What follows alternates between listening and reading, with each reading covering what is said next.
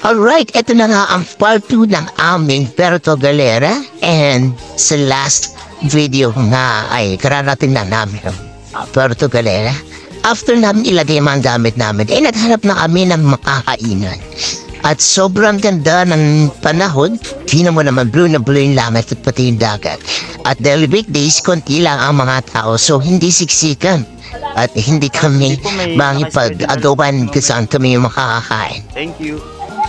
Yan, sa mga gilid-gilid nga, may mga nag-aalok sa amin mga iba-ibang promo, land tour or sea tour, and may mga patinitas, massage, iba-ibang promotion.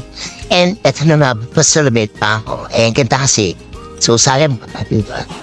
At eto na nga, may nakita na kami mga kainan. Pero sobrang tagal na, parang almost 1 hour ata dahil di kami makapili or namamahal kami or di namin alam kung ano kakainin.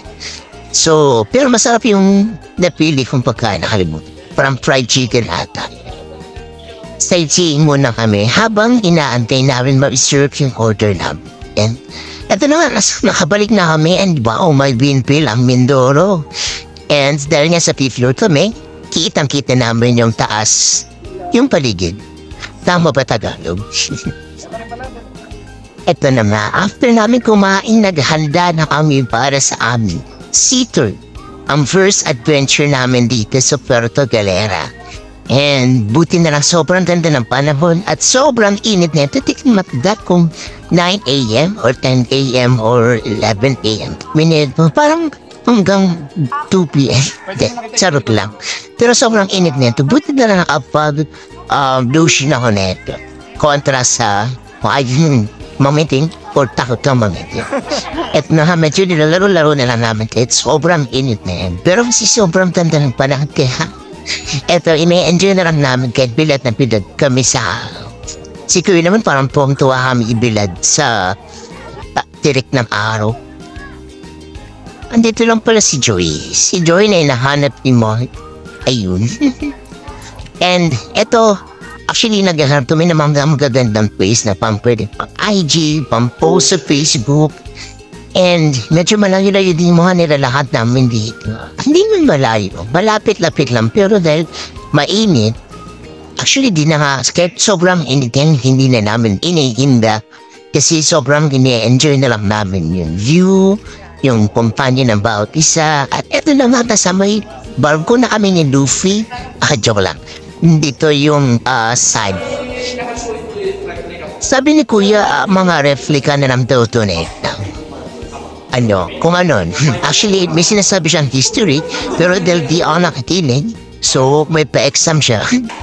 Nakaupag sa ayon. Ito naman, may pa-picture pa kami sa taas ng barko. At ito, gusto niya ba yung maraming Batman? Charot lang, parang ipis si Red. Mga paniki yan at mas malalakad pa sa mga ibon. And may kakaiba silang amoy eh. Bakit di ko ma-explain pero ang baho ng amoy nila. Ganito pala amoy nila. Ang paniki, oo. Kung makapagreklamo naman ako dito, parang hindi ko naman kasing amoy itong mga paniking to. Parang di naman kami nagkakalayo na amoy. Charot lang. Yung photographer namin medyo seryoso. Tinitingnan niya yung result ng mga pictures, mga kinuhaan niya. Views and posing namin. Pero hindi siya yung nagkumuha ng pictures namin. Pero kami siya, may isa kami kasama dyan, tour guide. Kasama kasama natin sa package. And eto, bago pumunta kami dun sa bangka, nag-picture muna kami. Sobra kasing ang ganda ng place. Sobra talaga akong na-amaze din sa panahon na ito kasi sobrang nakibagay or nakisama sa amin kasi tignan mo naman, ang ganda talaga ng lugar, diba? And hindi delikado pa magbubuot kami. At eto naman, magsusot na kami ng amin life vest. Alam mo naman, para safe tayo. Yain na, may pamukha. Ma-face reveal tayo. And pagsawaan yung mga tamukam to, kahit medyo wanted ko lang, konti na lang sasakupin ko na yung screen. Tawang-tawa ka pa dyan, ha? Na mga problema ata dito si Kuya sa akin kasi parang di ata kasi yung life vest. Di ko alam daw sa tiyan ko ata. Pero, actually, lagi natatanto sa akin yung ano dyan eh, yung pang-lap, pang-lipers. O, yan. Diba? Mas maliwanag niya mukha. Kasi kailangan natin itapat sa ilaw. Mas liwanag yung mukha. May dala tayong spring light eh. I know. Tapos kaya na tayo dyan. No? And medyo excited na kami dyan. Actually, 3 kami dito sa baham ko.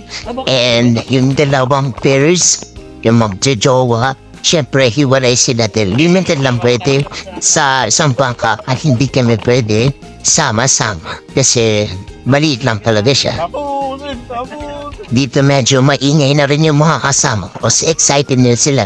Kasi may pa-snorkeling and may bakid kami mamaya. Ayan, tignan niyo muna yung likod ng isa pang kasama. Hindi ko kasi napapansin. Kasi sobrang liwanag nung araw. Yung screen ko hindi ko na makita. Geng, geng! Picture boy, picture boy! Bahala na kami sa'yo. Pala ikaw magdadrive yun, Jay. Ano lang, sagwan. Kuya, huwag kang mag-alala. 3 matuntod. Hindi naman nanalo sa atin yung mga yan. Wala kayo tulak. Pabilisan to eh. Oo, pabilisan to eh. Lakot na yung dalawa. Pag sobrang bigat, tutulak na namin si Atan. Ano, nauna na sila. Bye-bye! Di pwede. Competitive naman itong 2 kong kasama. Tulungan niyo magsagwan, dali, taga-video ko. Ano kailangan namin gawin? Eto man, nagunahan na kami ng 2. Ngayong unang pairs, una na silang umalis at kami dito na-stop. Actually, ilang pes kami titirik dito eh. Tawang-tawa ako sa 2 so sobrang competitive nila at gusto nilang mauna. At ito na nga parang hindi namin nakita yung huling umalis sa amin. Magtutulak kaming 3. Uy, si Barflog lumang yung 2. So ano na, display na lang mami or magpapalunod na lang. Huwag kayo magkano kasi yung bag yung bag natin. Ah, okay. Para pabalik tayo eh. Gano'n ang padyak mo. Dapat gano'n lang tayo. Ay, mga estudyante nakakaano lang. Mga pakuwi. Bye guys! Ayun na nga, mauunahan pa kami ng mga estudyante at kami nandito pa rin. Stuck pa rin sa kayabangan ng 2 ito. Mukhang magtutulak kaming 3 talaga. Langoy na natin.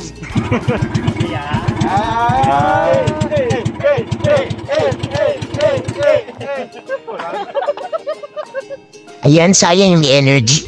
Cheer pa, stuck ulit. Kaya waiting pa kami. Yan tayo mga video nagpapahuli hanggang dulo na. Ayan na. Hindi ako pwede di tayo makakalis dito. Ayan na. Bumadal lang kayo.